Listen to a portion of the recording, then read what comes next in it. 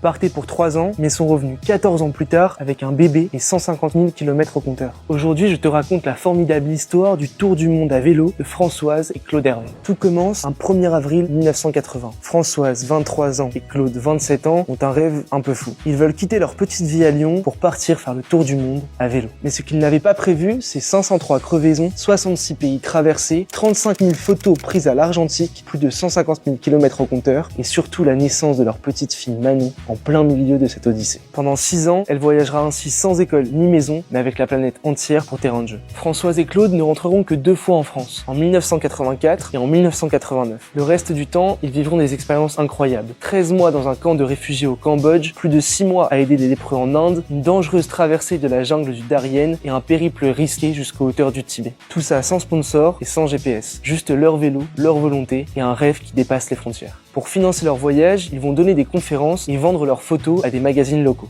Quelques mois après leur retour en France, ils publient un livre, Le Tour du monde à vélo, qui reste un formidable récit d'aventure et l'un des plus beaux témoignages des années 80.